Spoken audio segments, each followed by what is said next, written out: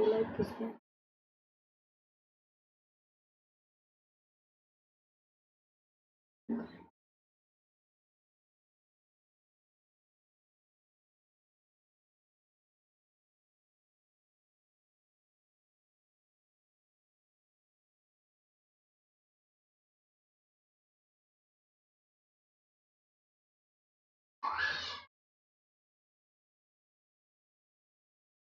Students, welcome back to my channel Shiksha competition.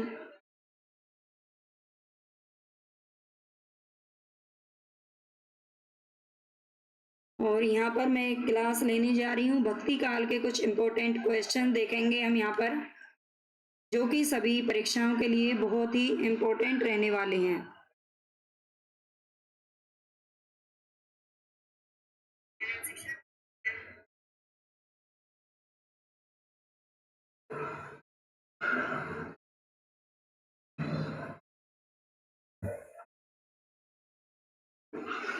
तो यहाँ पर हमारा जो फर्स्ट क्वेश्चन है, तुलसीदास की किस रचना का संबंध ज्योतिष से है? तुलसीदास की किस रचना का संबंध है? जो ये रचना दे रखी हैं ये सारी किसकी हैं? तो ये 1 मिनट।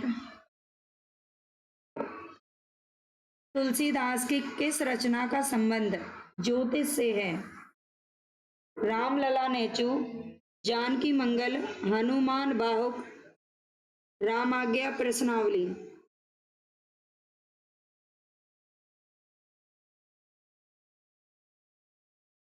तो तुलसीदास की इनमें से कौन सी रचना है जिसका संबंध ज्योतिष से माना जाता है? तो ये रचना है रामाज्ञा प्रश्नावली। ठीक है, रामाज्ञा प्रश्नावली जो रचना है ये तुलसीदास की किससे संबंधित है? ज्योतिष से इसका संबंध माना जाता है।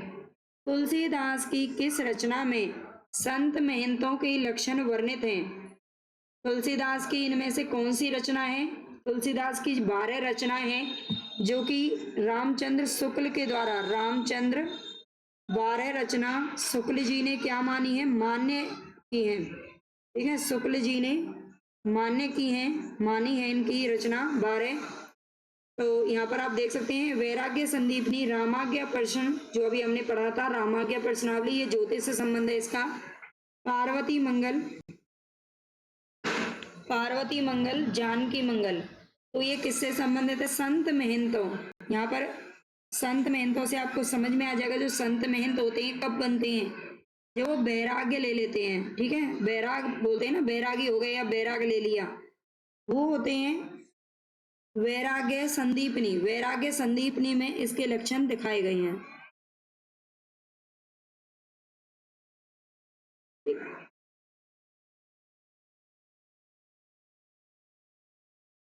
नेक्स्ट क्वेश्चन है हमारा यहाँ पर, इनमें से कौन सी रचना तुलसीदास की है? इनमें से कौन सी रचना है? राम ध्यान मंजरी, राम सतसई, कृष्ण गीतावली, श्री रामार्चन पद्धति। इनमें से कौन सी रचना है जो तुलसीदास की है? कृष्ण गीतावली। इसमें नाम कृष्ण का दे रखा है और जो तुलसीदास है उनको राम भक्त, राम काव्य का जो आचार्य है वो माना जाता है, कवि माना जाता है, लेकिन इन्होंने कृष्ण गीतावली के नाम से भी रचना की थी। नेक्स्ट क्वेश्चन है हमारे यहाँ पर, इनमें से कौन सी रचना है जो अवधी भाषा की नहीं है? अवधी भाषा की कौन सी रचना है? नहीं है। ठीक है, नहीं पे फोकस करना है।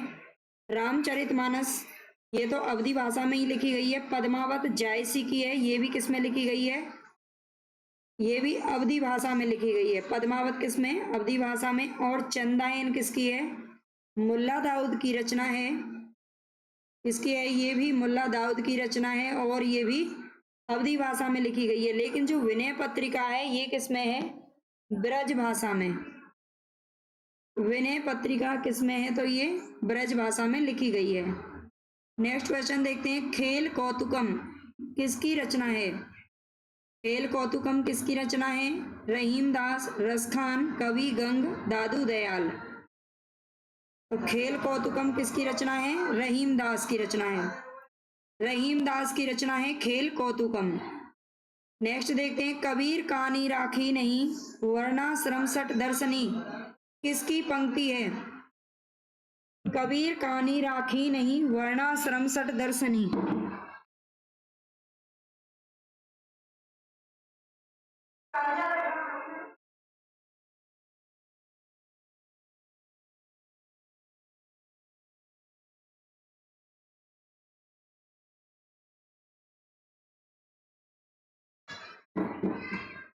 कबीर कानी राखी नहीं, वर्णाश्रम सठ दर्शनी, ये किसकी पंक्ति है?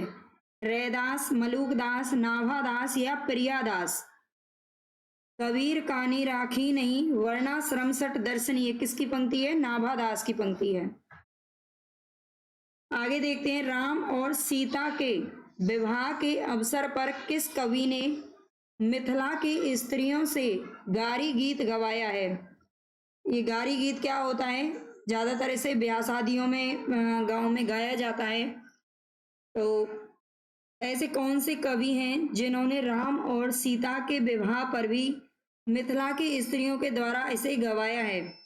तुलसीदास, स्वामी अग्रदास, केशवदास या प्राणचंद्र चौहान? ये चारों ही राम भक्ति काव्य धारा के क्या हैं? कवि हैं। और ये केशवदास ने गवाया है। किसने? केशवदास ने। यहाँ पर तुलसीदास का नाम देखकर आपको तुलसीदास पर नहीं जाना है, ठीक है। ये किसने गवाया है? तो ये केशवदास ने। आगे चलते हैं, स्वामी अग्रदास का संबंध किस भक्ति शाखा से है?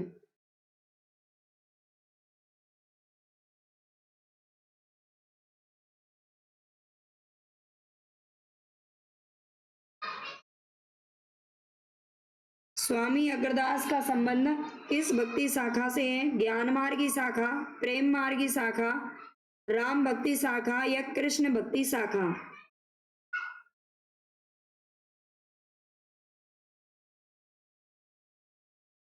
तो बताइए, स्वामी अग्रदास का संबंध किस भक्ति शाखा से है? राम भक्ति शाखा,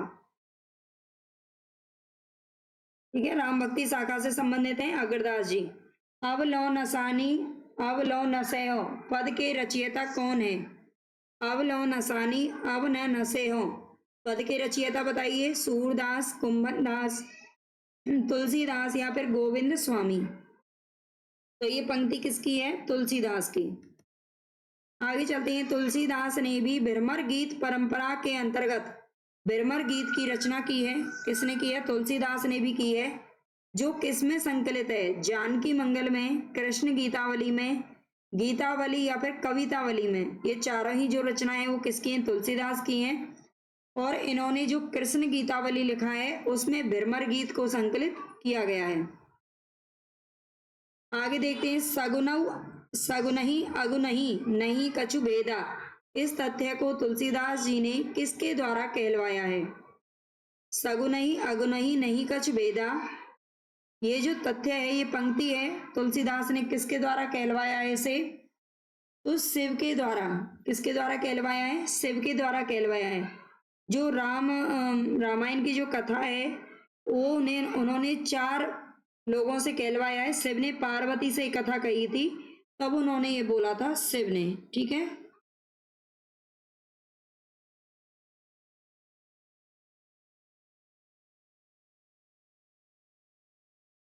आगे चलते हैं, दशरथ सुत तिहु लोक बखाना, राम नाम को मरम न आना, ये काव्य पंक्ति किसकी है? दशरथ सुत तिहु लोक बखाना, राम नाम को मरम न जाना न आना, ये काव्य पंक्ति बताइए। नाभादास, अग्रदास, कबीरदास या फिर तुलसीदास? तो ये रचना, ये पंक्तियां किसकी हैं? कबीरदास जी की हैं, ठीक है। कबीरदास की पंक्तियां हैं। आगे देखते हैं, सन्हे लीला के रचयिता कौन है? सन्हे लीला, रैदास, पीपा, विष्णुदास या बेनी? बेनी प्रवीण के नाम से जिन्हें जाना जाता है, ये बेनी ही है यहाँ पर खाली। तो सन्हे लीला के रचयिता कौन है? विष्णुदास जी हैं। कौन है? विष्णुदास।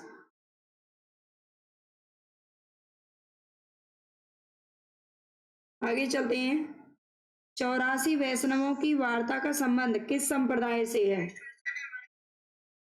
84 वैष्णवों की वार्ता का संबंध किस संप्रदाय से है? सखी संप्रदाय, रामानुज संप्रदाय, श्री संप्रदाय या वल्लभ संप्रदाय? तो 84 वैष्णवों की जो वार्ता है ये वल्लभ संप्रदाय से संबंधित है, ठीक है। जो वल्लभाचार्य थे उनके ही एक शिष्य ने, वल्लभाचार्य का शिष्य ने ही इसको लिखा था, ठीक है। सूरदास के पदों का भावानुसरण करते हुए किस कवि ने कृष्ण के जीवन का चित्रण किया है? तो सूरसागर के पदों का भावानुसरण करते हुए किस कवि ने, सूरसागर किसकी रचना है? सूरदास की। तो उसके पदों का ही अनुसरण किसने किया है? कृष्ण के जीवन का चित्रण किया है, उनका ही अनुसरण करके। तो ये है कौन? ब्रजवासी दास, ठीक है। कौन है? ब्रजवासी दास। नेक्स्ट देखते हैं। तो नेक्स्ट हमारे यहाँ पर ये 15 ही क्वेश्चन है। अगर आपको क्लास पसंद आए तो प्लीज लाइक सब्सक्राइब जरूर कर देना, शेयर कर देना चैनल को।